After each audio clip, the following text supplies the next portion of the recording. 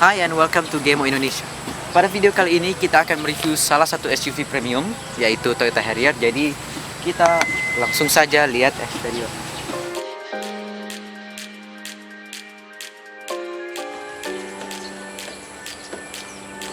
Ya, ini adalah bagian depan dari Toyota Harrier.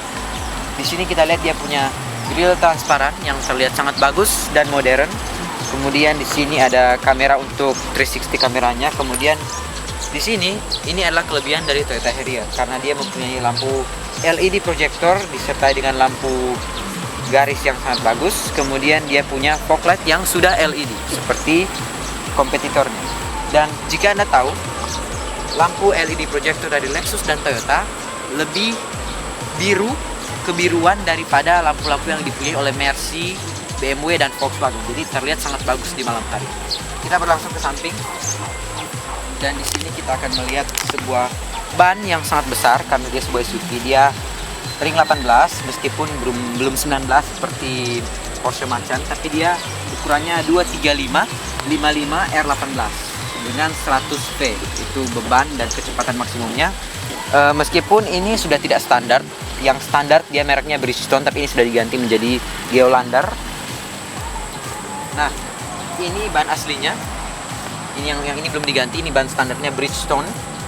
Ukurannya sama, tapi dia threadnya berbeda. Kemudian di sini dia sudah punya smart key. Saya ada kuncinya. Jadi dia dan juga door handle-nya terasa sangat enak untuk dibuka dan ditutup. Kemudian dia ada garis chrome yang mengalir dari sini sampai ke sini, sedangkan sambungan atasnya itu dia black dove.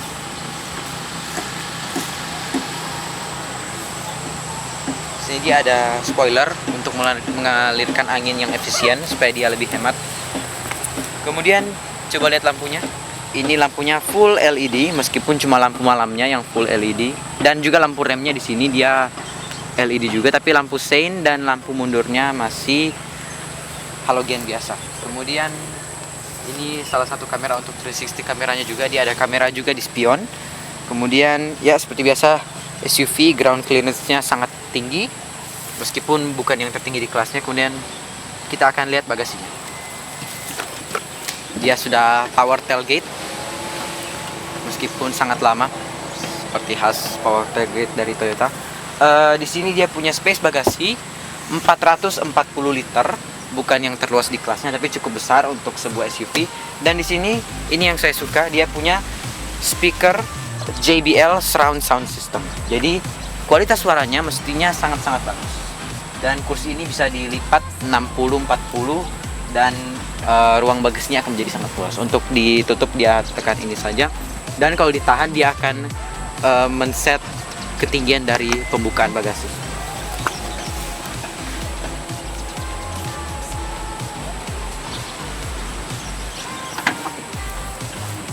Dan dia tertutup.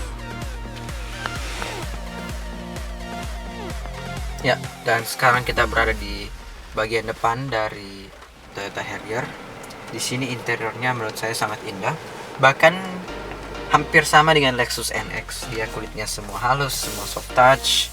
Di atas semua soft touch, kecuali jika Anda berpindah agak ke bawah, ini mulai ketemu plastik-plastik meskipun plastik-plastiknya tidak terlalu keras. Oke, dan untuk start mesinnya dia seperti biasa sudah start stop, push start stop. Jadi dia tekan rem, tekan,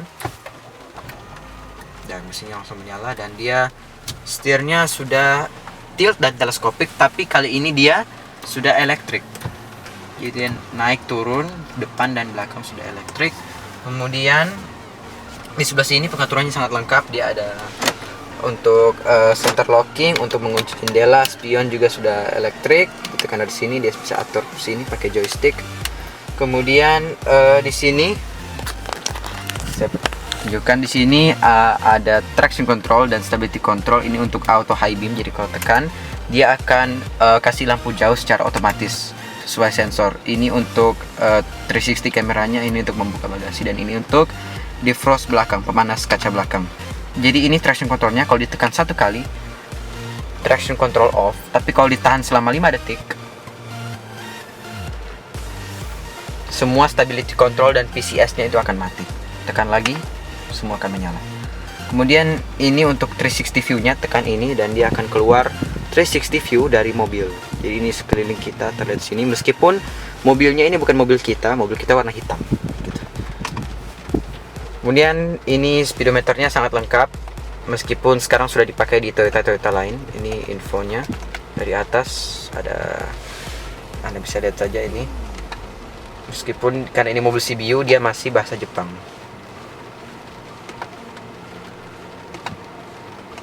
Dan ini untuk blank. Kemudian ini kompas, ini lagu, ini untuk cruise controlnya yang ada di sini. Ini cruise control, ini tekan untuk aktif, jadi dia bisa jalan sendiri kalau diaktifkan kalau di jalan tol. Ini auto start stopnya, jadi dia bisa diatur di sini. Ini auto start stopnya bisa dimatikan dan ini dinyalakan. Ini untuk warningnya, tapi tidak ada warning di sini. Ini untuk atur semua sistemnya nih. Sensor parkir, ini tailgate bisa dinonaktifkan. Ini untuk lane departure warningnya, eco dan stop, ICS, PCS. Dan mobil ini juga bisa mengerem sendiri kalau misalnya sudah menuju mobil depan dengan kecepatan yang terlalu berlebih, dia bisa rem sendiri. Pertama dia kasih peringatan, dan inilah ICS dan PCS-nya itu yang untuk mengerem sendiri sistemnya. Juga ini bisa diganti warnanya, ambient light. Jadi sekarang warna merah bisa diganti ke warna biru. Jadi semua tema di mobil menjadi warna biru. Saya suka warna merah, terlihat sporty. Oke, seperti itu saja. Kemudian kita berlanjut ke sini. Ini adalah head unit dari Toyota Japan. Jadi pertama dari sini, ini untuk tune dan scroll, ini untuk volume. Ya, mulai dari sini ini untuk membuka. Jadi misalnya kita masukkan disk, maka dia akan keluar seperti itu dan bisa masukkan di sini. Ini ada SD card. Tutup lagi. Oke, dan ini audio. Ini semua audionya ada AM, FM, ada disk, SD, ini Bluetooth, VTR itu untuk lewati kabel, kemudian aux. Sini ada USB, bisa muat 2 USB di sini, dan TV. Ini apa? Setup. Ini semua setupnya ada di sini. Bluetooth, telepon, audio, dan ada G-Book seperti Toyota Jepang lain. Dan dia juga bisa ada displaynya, screen off. Ini ada generalnya. Ini untuk brightness dan kontras. Kamera, ini untuk pengaturan layar kamera. Support, ini untuk safety drive-nya Toyota, jadi bisa atur-atur ini. Dia ada railway crossing advisory, meskipun di Indonesia jarang ada rel kereta api. Dia juga ada stop sign, wrong way. Jadi dia sangat-sangat canggih. Meskipun harus diupdate di dealer Toyota karena di Indonesia dia tidak jadi. Ini Toyota Park Assist, ini untuk sensor-sensornya, bisa diatur volume dari alertnya, bisa sangat kuat seperti itu. Vehicle ini untuk lockingnya, center locking bisa diatur-atur. Climate ini bisa efficient ventilation mode, itu dia untuk ventilasi efisien. Dia saat mesinnya mati pun dia masih jalan meskipun cuma sedikit. Sini light setting, sensitivity-nya dengan interior exterior light, dia matinya berapa lama setelah kita mematikan mobil bisa diatur. Ada sampai 30 detik, ini juga sampai 30 detik. Other settings itu ini ketinggian untuk membuka bagasi sampai seberapa tinggi. Item. Ini untuk service tapi tidak dipakai di Indonesia. Ya, itu saja. TV. Ini tidak jadi. Ini apa? Tidak jadi juga. Map. Jadi ini adalah mapnya. Seperti yang saya bilang, dia tidak jadi untuk Indonesia. Ini untuk map, masih di mapnya juga ini desktop. Kemudian ini info G. Ini yang menarik. Jadi dia bisa telepon. Dia juga bisa kasih tunjuk. Sekarang kita lagi idle kan, lagi di parkir. Dia tunjukin sudah berapa lama kita idle dan berapa konsumsi bahan bakarnya. Kita lihat 109 ml. Mobil ini cukup hemat untuk di kelasnya. Bila dibandingkan dengan Range Rover Evoque, ini lebih hemat karena dia cuma 2000 cc meskipun cuma 150 horsepower. Jadi dia konsumsi bahan bakarnya baru 115 ml, padahal kita berhenti sudah 6 menit. Bisa lihat trip info, pas recordnya bisa. ini fuel consumption, bisa kasih lihat berapa kilometer per liter. Jadi kita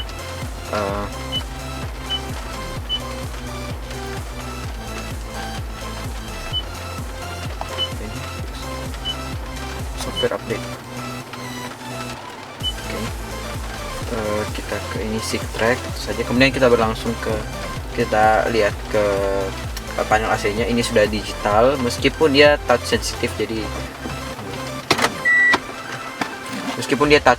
jadi dia agak susah dioperasikan kalau lagi antar mobil. Dia ini touchscreen untuk AC-nya. Kemudian ini temperaturnya bisa ditekan seperti ini, dan juga bisa di slide seperti touchscreen.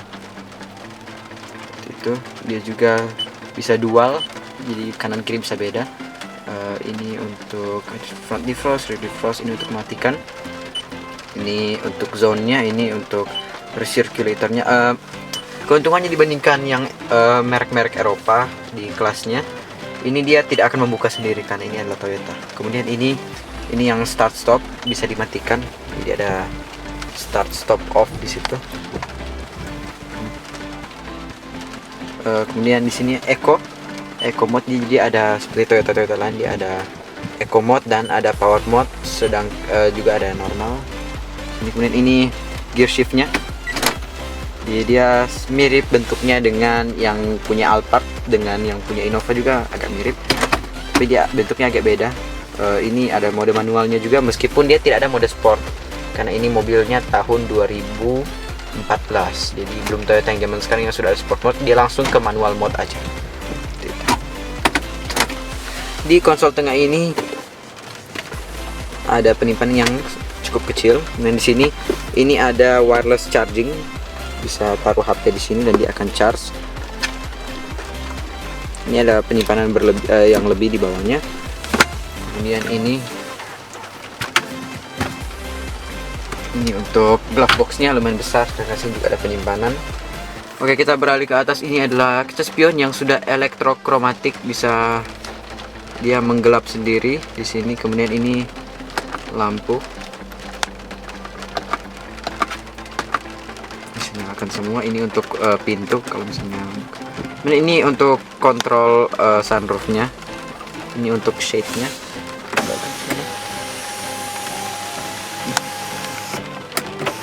Dan ini untuk membuka sunroofnya secara keseluruhan, meskipun sekarang lagi hujan, tapi saya akan tes.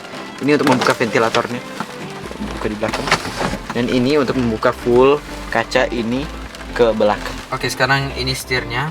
Dia sangat mirip dengan setir-setir Lexus. Ini adalah leather, kemudian di atasnya dia ada wood seperti setir Lexus lainnya. Kemudian ini ada voice command meskipun bahasa Jepang, jadi useless. Ini untuk stick switch untuk audionya, ini volume. Kemudian ini untuk ganti track, ini mode audionya. Ini untuk mengangkat dan menutup telepon yang disambung oleh Bluetooth. Kemudian ini untuk mengontrol MID-nya. Ini back dan trip, ini untuk pindah odo. Jadi ada odo itu yang di bawah. Ada odo, ada trip A, trip B, regulator brightness-nya juga, dan kosong. Oke, jadi ini untuk lane departure warningnya, jadi dia bisa setir sendiri kalau di jalan tol. Kemudian ini untuk cruise controlnya, dia diaktifkan dari tuas ini. Jadi dia ini on.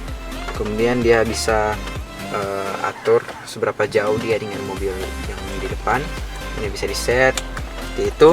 Oke, tadi saya lupa bilang kalau kursinya ini juga sudah elektrik, meskipun cuma yang driver, yang passenger belum. Jadi ini sudah elektrik, maju mundur, depannya juga bisa naik turun, sandarannya juga elektrik, dan dia juga ada lumbar yang bisa dikontrol sini, elektrik juga, jadi bisa dimasukkan, jadi dia akan menopang bagian belakang, kemudian bisa ke belakang. Itu. Ya, sepertinya itu saja. Jadi kita langsung saja ke bagian mengemudinya. Oke, jadi sekarang kita akan jalan ke sana, tapi saya suka untuk tes mobil ini off-road, meskipun ini cuma 2-wheel drive, tapi ini kan sebuah SUV. Jadi kita tes suspensinya dan lain-lain untuk off-road. Jadi kita langsung jalan saja. Jadi kita akan tes jalan untuk menuruni ini. Coba lihat ini 360 kameranya. Mobil ini juga dilengkapi dengan hill hold control, jadi bisa ngerem sendiri meskipun dia belum ada hill descent control. Ini ground clearance-nya meskipun dia cukup tinggi, tapi di kelasnya dia bukannya paling tinggi. Jadi kita turun, ini agak terlalu terjal. Dia headshotnya. Oke, dan turun dengan selamat. Meskipun agak susah karena dia tidak ada hill descent control. Kita langsung tes jalan saja. Sekarang kita ada di mode comfort. Bisa dilihat di sini, dia hitam, jadi tidak ada modenya. Berarti ini mode comfort. Coba lihat di depan. Dan dia wipernya sudah auto. Dia lampunya juga sebenarnya auto, tapi ini wipernya juga sudah auto kecepatannya, seperti Lexus. Dan mungkin kita akan coba mode power di sini. Kita akan coba mode power, dan ini manual gigi 1, dan kita akan gas.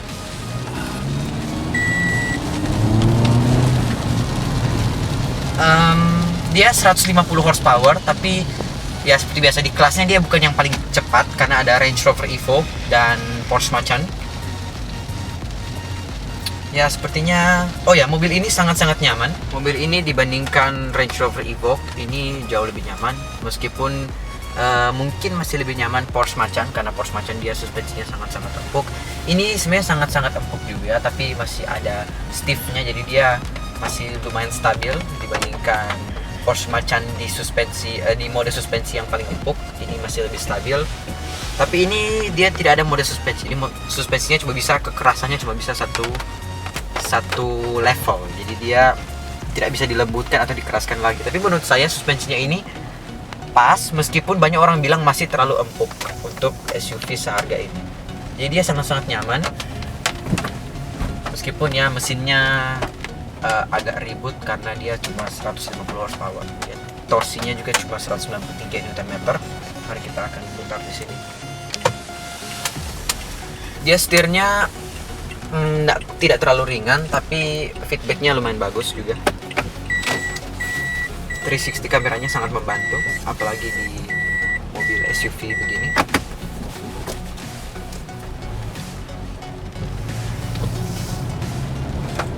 Meskipun di kecepatan rendah, CVT-nya ini yang bisa dibilang CVT baru dari Toyota sangat responsif.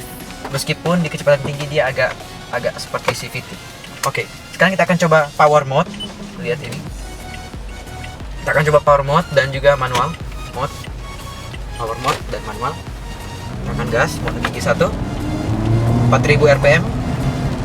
4000 rpm 40 km per jam. Jadi ini giginya rasionya lumayan besar dibandingkan sekelasnya. Jadi kecepatan rendah dia agak responsif. Oke, sepertinya itu saja. Mari kita lihat mesinnya.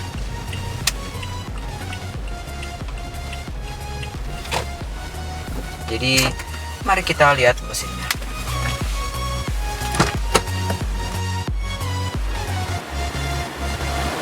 Ya, kita akan lihat apa yang ada di balik mesin dari Toyota Harrier. Dia sudah pakai hidrolik, jadi tidak perlu pakai penahan lagi, dia akan angkat secara otomatis. Kemudian ini mesinnya 2000 cc naturally aspirated 3ZR FAE dengan tenaga 155 horsepower di 6200 rpm dan torsi 195 Nm di 4400 rpm. Mesin ini cukup responsif karena dia disambung ke, bisa dibilang, CVT teknologi terbaru dari Toyota dan Lexus. Ini CVT-nya 7 speed CVT-i yang digunakan juga di Sienta dan Foxy. Jadi dia cukup responsif meskipun tenaganya cuma 155 horsepower dan torsinya yang sangat kecil di sekelasnya, yaitu 195 Nm saja. Ya, kita tutup.